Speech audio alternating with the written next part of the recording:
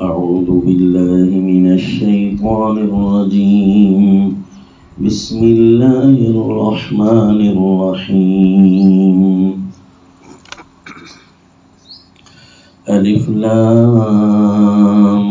را تلك آيات الكتاب المبين إنا أنزلناه قرآنا عربيا لعلكم تعقلون وصلى الله على النبي الكريم سورة یوسف. اس سورت کا تعارف ہے کہ اللہ کی باتیں الاحادیث الالہیہ، یعنی اللہ کی باتیں دیکھنی ہوں، سننی ہوں، پڑھنی ہوں کہ اللہ کریم اپنی ذات کے بارے میں بہت کچھ بتاتے ہیں، بڑی باتیں ارشاد فرماتے ہیں کہ یہ کام یوں تھا، پھر یوں ہونے لگا تھا، چاہا میں نے جو ہوا وہی. اگر کوئی چاہے کہ اللہ کریم کے ساتھ صرف باتیں ہی کرے تو اللہ کریم کی یہ سورت پڑھے، سورہ یوسف. اس سورت کے اندر سیدنا یوسف علیہ السلام کی زندگی کے بہت سارے واقعات ہیں اور ہر واقعہ عجیب عجیب باتوں پر مشتمل ہے، حتیٰ کہ عربی جملے بھی عجیب عجیب ہیں، بہت سارے نئے نئے الفاظ بھی موجود ہیں اور اس کے اندر عجیب قسم کے تفنن موجود ہیں، یعنی بات کو مختلف انداز میں کر کے پیش کرنا، کہ جس طرح کوئی اپنی بات کو سٹائلش انداز میں اور عجیب عجیب انداز میں، پرکشش انداز میں پیش کرتا ہے، تو اس کے لیے یہ صورت ہے. چونکہ سیدنا یوسف علیہ السلام کے واقعات اللہ کریم نے بیان کیے اس صورت میں کہ لعلکم تعقلون، تاکہ تم باتوں کی تہ تک پہنچو.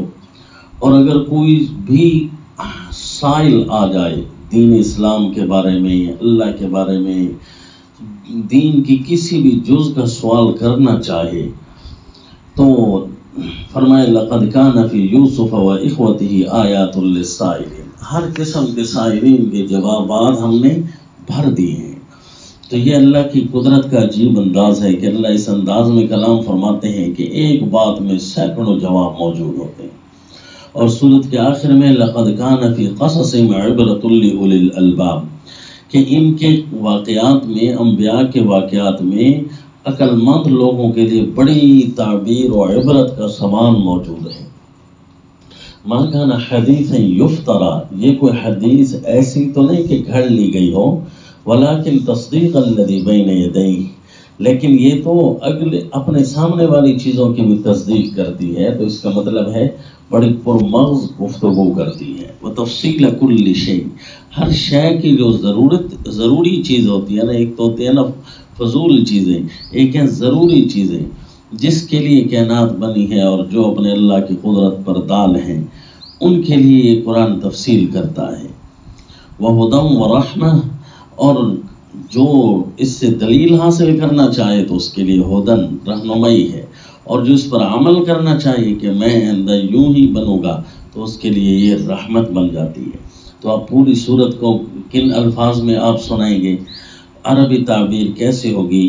وہ یہ ہوگی احادیث و کتاب اللہ المبین، کیونکہ شروع صورت میں فرمایا نا کہ تلک آیات الکتاب المبین، کہ یہ آیتیں ہیں روشن کتاب کی، جو خود بھی روشن ہے، دوسروں کو بھی روشن کرتی ہے. انا انزلناہ قرآنا عربیا، ہم نے اس کو عربی اور قرآن بنا کر نازل کیا ہے تاکہ تم سمجھ سکو.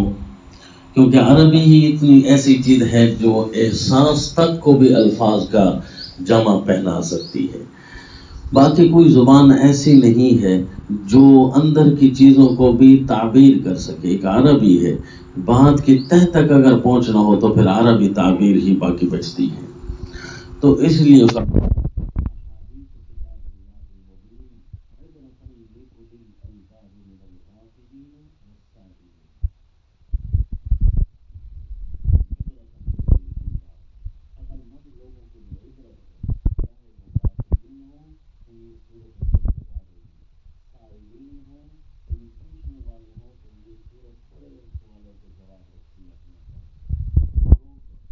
اللہ کے قرآن کے ساتھ بیٹھ کر باتیں کرنا چاہتے ہیں اور اللہ کی ذات کا تعارف حاصل کرنا چاہتے ہیں اس کی صفات کے ذریعے، جتنا کچھ اللہ نے تعارف اپنا نصیب فرمایا ہے اس دنیا میں بندوں کو، تو ان کو چاہیے کہ وہ سورہ یوسف پڑھے۔ سورہ یوسف میں ایک بہت بڑے خاندان کی ہسٹری اللہ نے بیان کر کے بندوں کو ان کے اپنے لیول پر سمجھایا کہ اللہ کیا ہے، اللہ کیا کر سکتے ہیں۔ دنیا کچھ چاہے، میں کچھ چاہوں، ہوتا وہی ہے جو میں اللہ چاہتا ہوں۔ تو اس لیے اس سورت کا عنوان جو ہے الاحادیث الالہیہ ہے، کیونکہ بار بار اللہ لفظ حدیث اس سورت میں ارشاد فرمائیں گے۔ الاحادیث الالہیہ پڑھنے کے ساتھ تعلق رکھتی ہے کہ اس سورت کے اندر کتنے الفاظ کے مزے ہیں، کتنے بیانات کے مزے ہیں، کتنے احساسات کے مزے ہیں، اور حتیٰ کہ کوئی کس انداز میں سانس نکال رہا ہے، کوئی کس انداز میں بول رہا ہے، ان سارے اندازوں تک کو بھی یہاں جمع کیا۔ اچھے سے اچھا انداز، حتیٰ کہ دشمن کا برے سے برا انداز، وہ بھی اس صورت کے اندر کنٹرول کیا گیا ہے کہ اس انداز میں باتیں ہوتی ہیں جس سے اللہ کی ذات کبریائی نکل کر سمجھ جاتی ہے۔ وما علینا الا البلاغ۔